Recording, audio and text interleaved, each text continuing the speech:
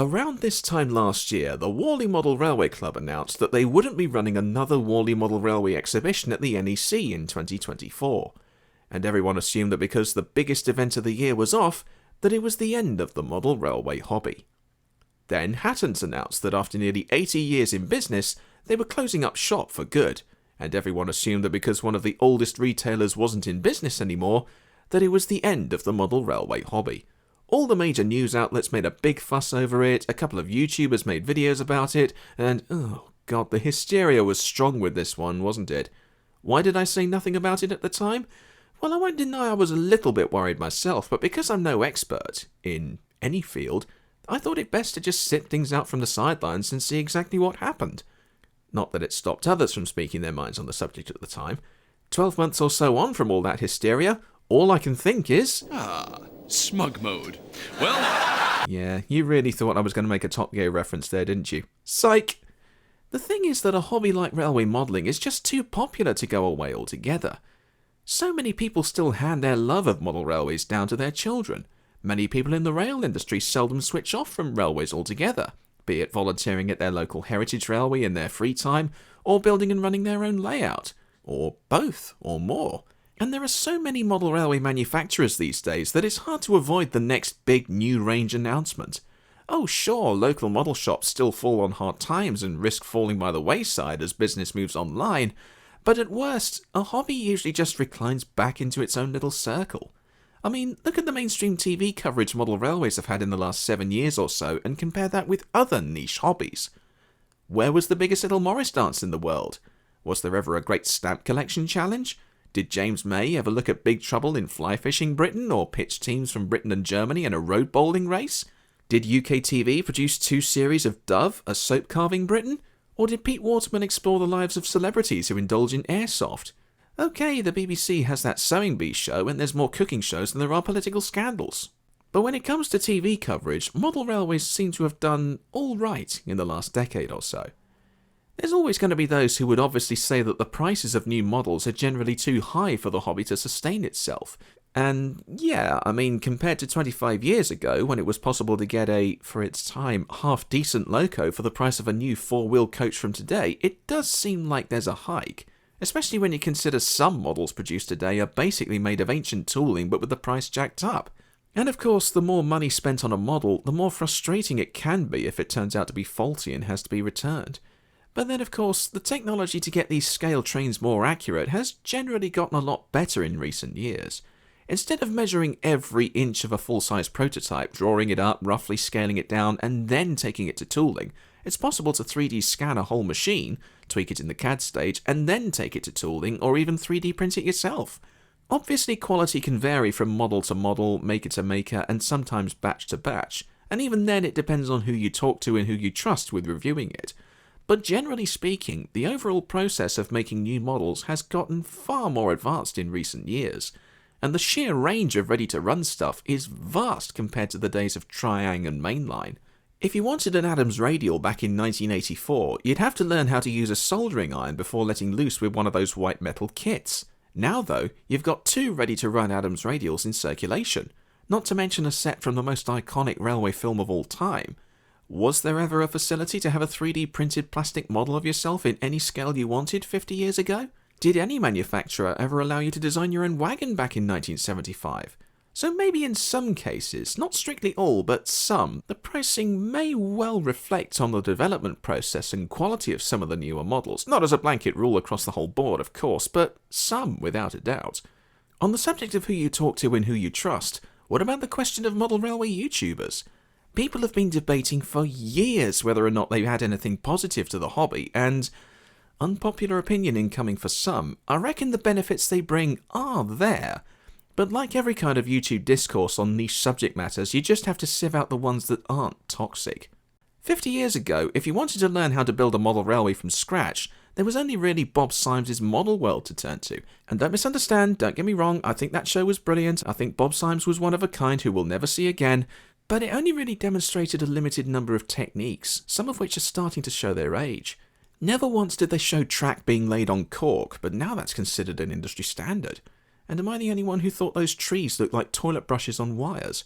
Now though, everyone can share how they build their own layout, everyone can swap techniques and share knowledge, and beginners who wouldn't have a clue where to start have got a brilliant deal of choice to learn from. Hell, Rapido even made use of a number of YouTubers as part of their publicity package over their September announcements. A bunch of them even got together for a YouTube diorama construction challenge run by one of the biggest model railway retailers in the country. So whether you like them or not, 2024 has been a thriving year for model railways as a hobby on YouTube alone. Of course, there's always going to be those who will address the artificial red and yellow elephant someone placed in the room. Oh, it's difficult to talk about Hornby without someone wincing or getting angry and defensive, isn't it? Yes, they've been behind some awful stuff lately. I mean, what the hell is this all about? Their announcements don't exactly tend to set the scene on fire compared to smaller manufacturers, and their attempts at Era 1 stuff can be best described as stuck in 1920s and 30s interpretations of Era 1 stuff. But then again, there are those who don't want them to do badly and disappear altogether.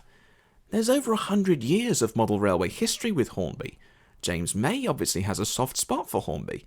Things like their limited edition 00 stuff have sold, even if it may not have necessarily sold enough to justify doing it. Most of us likely began with Hornby. Some of the most vocal critics of Hornby have favourite models which were made by Hornby. And, dare I say this through gritted teeth, when they get it right, they get it right. How many have enjoyed their new Coronation stock? Is their new Saint a better or worse interpretation of a Saint than the one they did 30 years ago?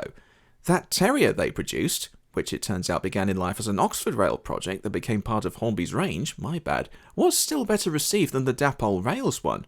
And speaking of Hornby and Oxford, the Adams radial produced by the supposedly inferior manufacturer apparently stays on the rails a lot better.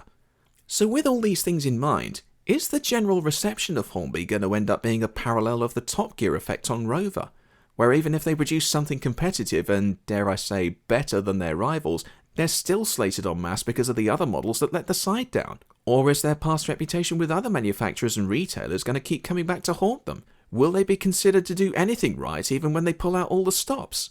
I mean, credit where it's due to Hornby, there do seem to be areas where hatchets are being buried with consumers in mind. When they announced their new J52s, everybody immediately assumed that they were, once again, ripping off Rapido Trains UK over their J52s. But within hours, both manufacturers revealed that they were working together to provide different variants and running numbers of the same prototype, so they didn't necessarily clash with each other. The idea being you could buy both in the same liveries, but with different detailing of each one so they didn't look completely out of place on the same layout. If you'd like a complete rundown on that, then I can recommend checking out this interview between Andy from Rapido and Craig over at Iron Horse Railways. I'll leave a link in the description below. I suppose the main worry that people can have with Hornby is, if they go, what happens to all the brands that they own?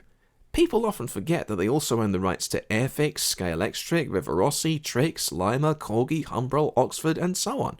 Some of those are old brands with aged tooling of their own, for sure, but still with something of a following among collectors. As for Rapido themselves, they've been harming wallets everywhere with big announcement after big announcement after big announcement, while other manufacturers such as Accurascale have taken the tooling from Hatton's own models and started relaunching them. TT120 was mooted for crashing and burning when it came out, but 2 years on and it's still slowly but surely sticking around. Model U are obviously going from strength to strength with their custom 3D printed figurines. All of this while the hobby was supposedly dying, eh? Round spherical objects. Railway modelling is barely on its last legs, it's just adapting to stay with the times. It's clear that manufacturers and retailers are identifying their market and working more with trends rather than trying to set them. It's far from an old man's hobby, even though certain aspects of it are far from a poor man's hobby. It's likely to become more niche instead of mainstream, but given other hobbies, genres and fan bases have become more niche in order to thrive, maybe that's not altogether a bad thing. I mean, stuff like Magic the Gathering and D&D aren't exactly mainstream, but they're never going to go away altogether. You can guarantee Hysteria is likely to come up again in the future for sure, but then again, the hobby has faced such hysteria over relevance and changing audiences before, but it's only gotten stronger ever since then. So why don't we see where it goes from here? I'm Chris, and just a quick heads up before signing off, the next editorial will be a Q&A session, seeing as I don't have anything else written and ready to release at this stage. And seeing as it's about 5 years since I've done one of these and plenty has changed since then, I reckon it's time to give it another whirl. The only conditions are I'm only going to answer questions that are asked in the comments section of this video and begin with, "Hey, Chris." I'll try to answer as many as I can within reason and appropriation, but if you'd like to guarantee your question to be answered, then priority will be given to YouTube and Patreon members first, and everyone else after that. See you in the next one. I'm Chris, and I'm here to gauge the issue. I lost my mind in lockdown, time and time again.